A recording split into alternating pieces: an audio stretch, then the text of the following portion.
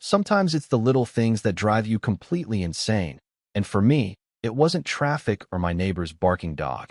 It was my own driveway, of all things. I came home one evening after a long day, tired, looking forward to that sweet moment of pulling up into my own driveway, shutting off the car, taking a deep breath, and it was gone. Not literally gone. Of course, the concrete was still there, but the spot itself, the one place that should have belonged to me, was stolen. Someone else had parked there, and not politely, not for a few minutes. They had moved in like it was theirs, like they owned the place. And I stood there, fuming, hands on my hips, staring at the car that didn't belong to me, thinking, how is this even a thing? How do people just decide your driveway is theirs, like they have some cosmic right to it? Now, let me set the scene, because context matters. I live on Willow Lane in Cedar Springs, not exactly a bustling city, more like a quiet street where everyone knows everyone. And yet, somehow, the idea that someone could just park wherever they wanted had never crossed my mind until that night. And the guy, let's call him Greg, he wasn't subtle, he wasn't apologetic, he didn't even look guilty.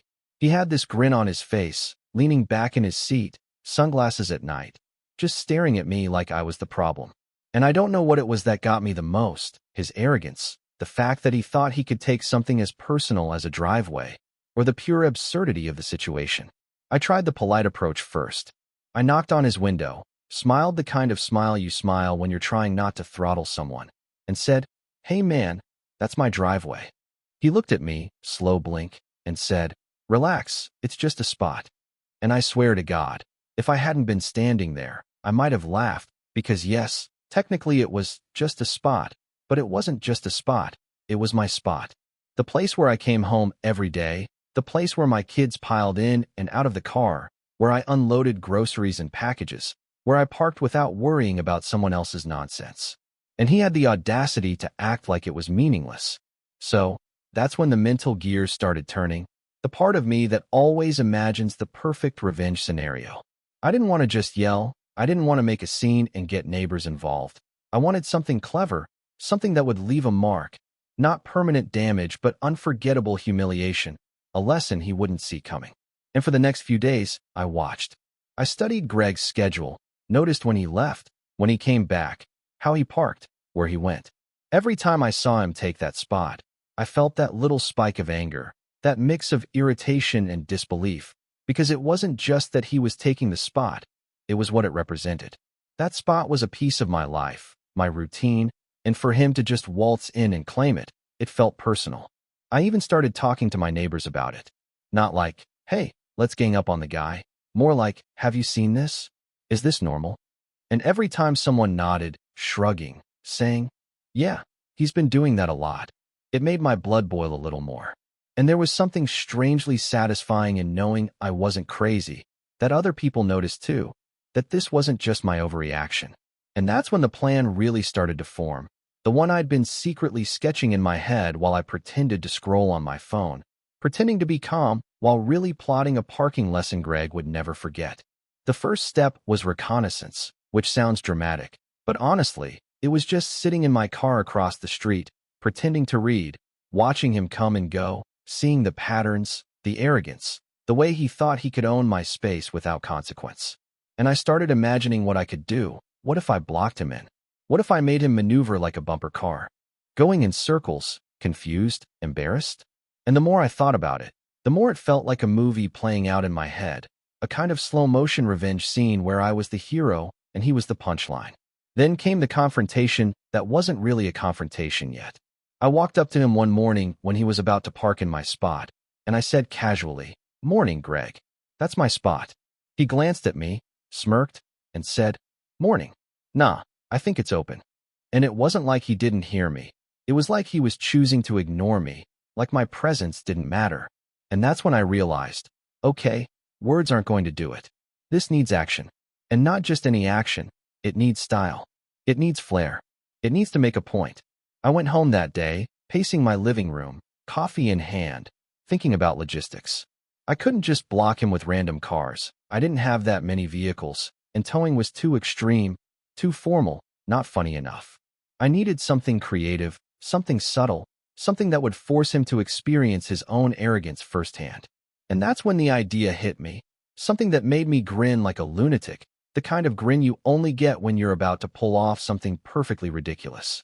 I started gathering cones, some signs, even a little chalk. The goal wasn't to trap him permanently, it wasn't to ruin his day entirely. It was to make him think, to make him squirm, to give him a parking lesson he wouldn't forget, all while staying just within the boundaries of legal mischief. For the next couple of days, I executed small tests, moving things around, observing his reactions, noting how long it took him to notice, how frustrated he got, and every time, it made me laugh, quietly, trying not to let my kids see me cackling like a madman. And the beauty of it wasn't just about me. It became a little game of strategy, almost like chess, and Greg was blissfully unaware that he had stepped into my board. Each time he parked in my spot, I adjusted. Each time he circled, I repositioned, and I started imagining the ultimate setup, the crescendo where he would finally realize he had been thoroughly outsmarted, and I could finally stand there and say, "Gotcha." And that's where things started to escalate, not in anger, not in violence, but in pure theatricality. I began leaving notes, polite but pointed, a little sarcastic, like, "Reserved for rightful owner," or "Hope you enjoyed your stay. Please leave promptly." I even chalked a little outline on the pavement, a rectangle exactly the size of his car, so he'd realize how exactly he fit in my world, not the other way around. And the first time he saw it, he froze, muttered under his breath, and drove off like a man who had just been humbled in the smallest, most ridiculous way possible. That was the turning point, the moment where the mental game started to take hold. He wasn't just parking anymore. He was calculating. He was cautious. He was irritated. And I watched all of it unfold, secretly delighted, because what started as a minor annoyance had turned into a full-on psychological chess match. And me? I was enjoying every second, not because I'm vindictive, but because he finally understood what it felt like to disrespect someone else's space, to assume the world bends to your convenience. By the end of that week, I had perfected it. The cones were positioned perfectly, the signs were up, the chalk lines crisp, and the ultimate setup was in place. I waited, heart pounding, a mix of excitement and anxiety, knowing that when Greg returned, he was about to experience the most humbling, ridiculous, unforgettable parking lesson of his life. And I leaned back, sipping my coffee, grinning like I'd won some small, personal victory, because sometimes life isn't about big battles or heroic acts. It's about the little ones, the small justice served with a touch of creativity, humor, and a hint of mischief. The next few days were a game, plain and simple, a little war of wits played out in the driveway, and I couldn't stop thinking about it.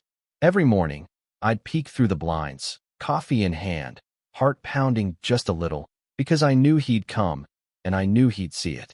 And let me tell you, there's a particular kind of thrill in waiting for someone to discover that the universe, in a very small but perfectly crafted way, has turned against them. It's not malicious, not really. It's justice, creativity, and humor all wrapped into one. Greg showed up first thing Monday morning, strutting down the street like he owned the neighborhood, sunglasses in place, phone in hand, oblivious as ever. And then he saw it, my masterpiece. Cones perfectly placed, reserved for rightful owner, signs staring him down, chalk outline framing the spot like some kind of crime scene. He stopped, blinked, and I swear the world went quiet for a second.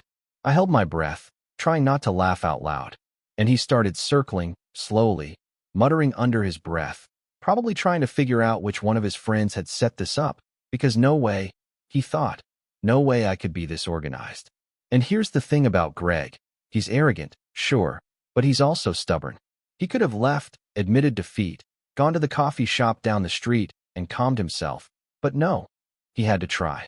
He backed up, tried squeezing in, misjudged the chalk lines, his tires scraping the cones, the plastic rattling like little alarm bells. And I just leaned back in my chair on the porch, trying not to cackle, silently narrating the scene in my head like some kind of director. No, Greg, not that way. Try again. Oops, too far. Maybe a little to the left. And he didn't see me, but I could feel the embarrassment radiating off him, and it was glorious. A few neighbors came out, drawn by the spectacle, and that's when the scene really escalated. Mrs. Larkin from 2 doors down waved at me, smiling knowingly, and Mr. Patel leaned on his rake, shaking his head but grinning. Greg realized suddenly that he was on display, and I could see the color rising in his neck, the frustration building, and the realization dawning that maybe, just maybe, he had underestimated his opponent. Which, of course, was me. The next day, I decided to take it up a notch. I placed a few more cones strategically, added a "No Parking for Tyrants" sign, and left a little toy car in the middle of the space, just for effect. I even recorded a little audio note on my phone, ready to play if he tried any tricks, something along the lines of, "This is your reminder that all actions have consequences." It sounds over the top, I know, but when you're dealing with someone who thinks they can steal your driveway, a little theatrics is entirely justified. When Greg arrived, the chaos was immediate. He backed in, misjudged again, clipped the cones, cursed under his breath, and I could hear him muttering things like, "Who even does this?" and "What the hell is wrong with this street?" And I had to bite my lip to keep from laughing out loud. I mean, part of me felt a little guilty, sure, but mostly I felt satisfaction.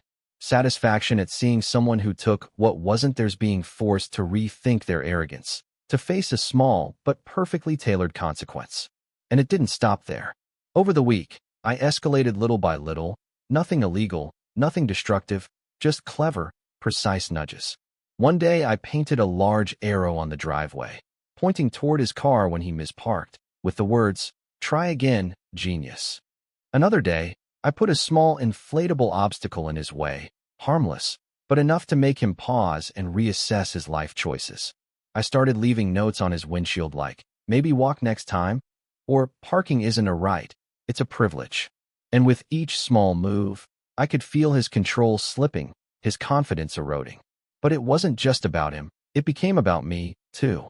I realized that in the process of teaching Greg a lesson, I was learning something about myself, about patience, creativity, subtlety, and the satisfaction of accomplishing something without anger, without violence, without confrontation that crosses legal or moral lines.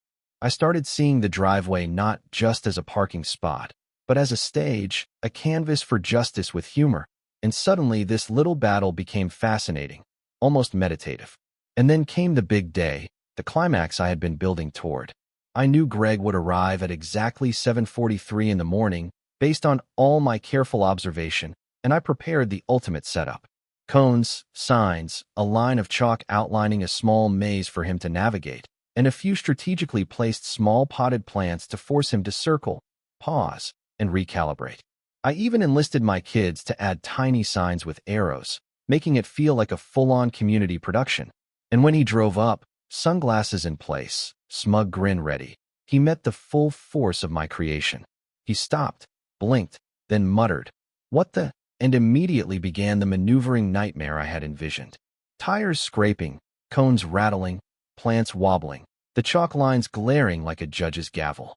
I could hear him grumbling, complaining, cursing under his breath, and for a moment, I felt like the entire neighborhood was holding its breath with me, watching as the mighty Greg was humbled in the smallest, most ridiculous way possible.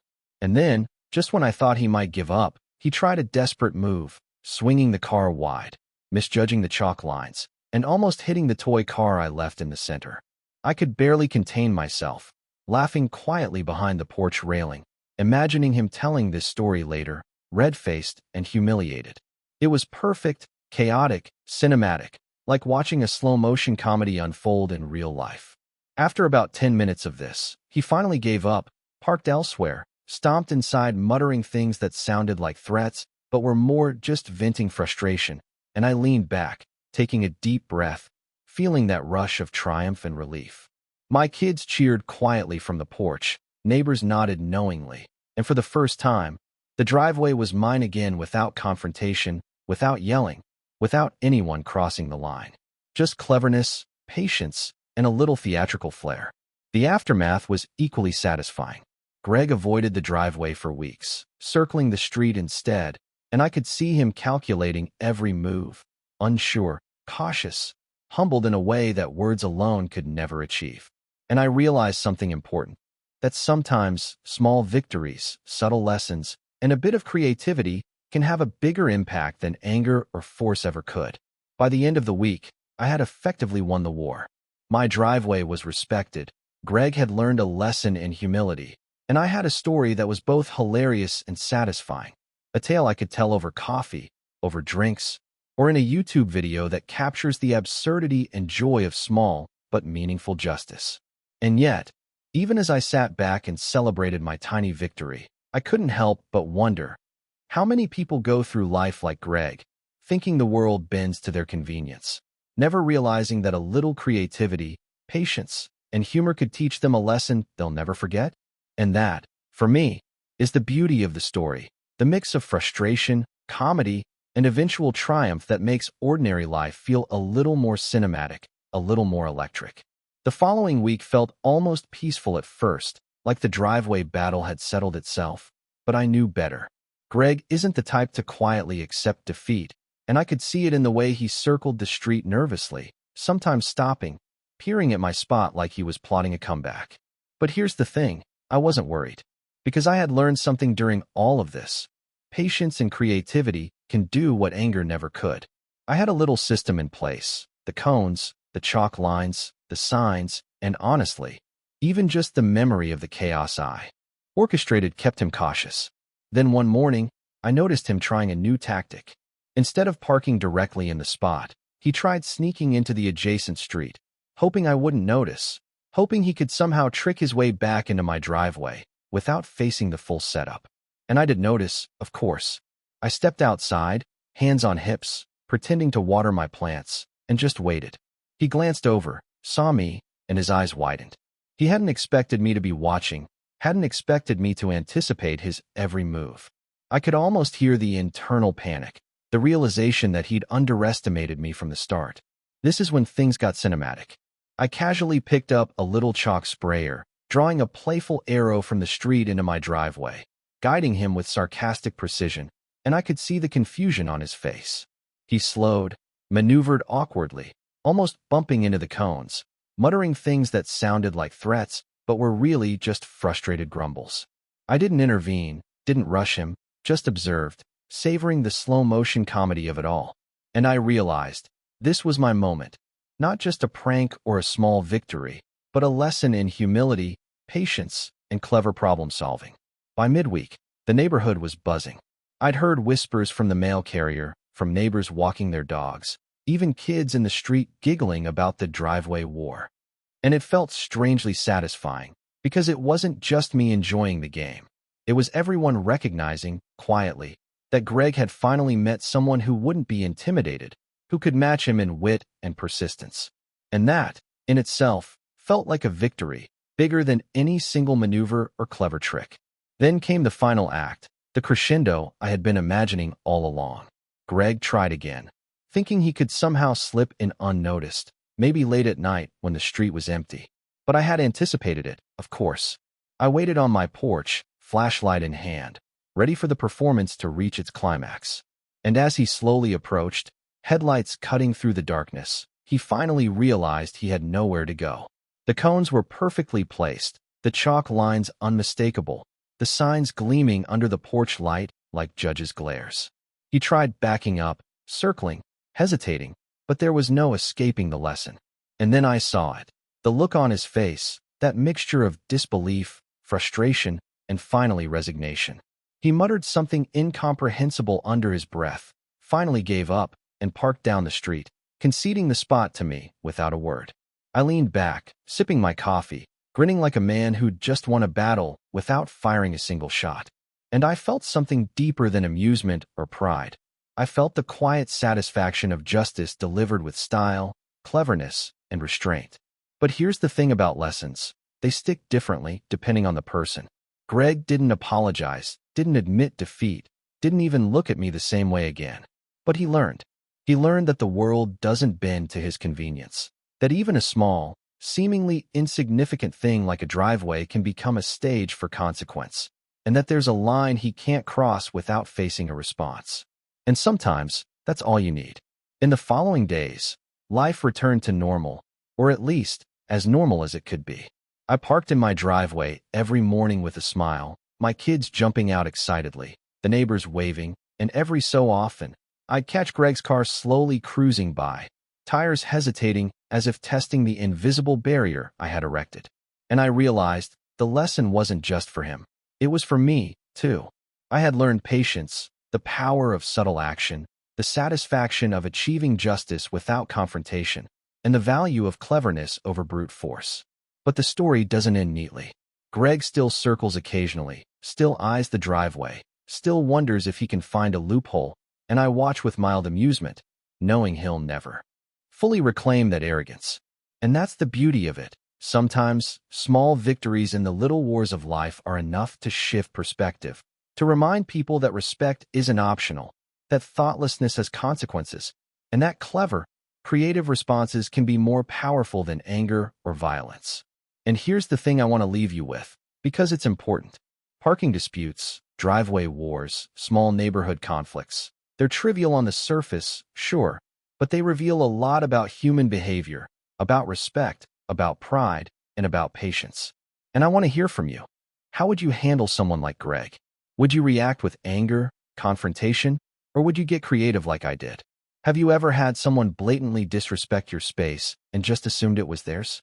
Share your stories, your strategies, your opinions, because these small conflicts, as ridiculous as they may seem, show us a lot about ourselves, about the people around us, and about how we navigate a world where common courtesy isn't always guaranteed.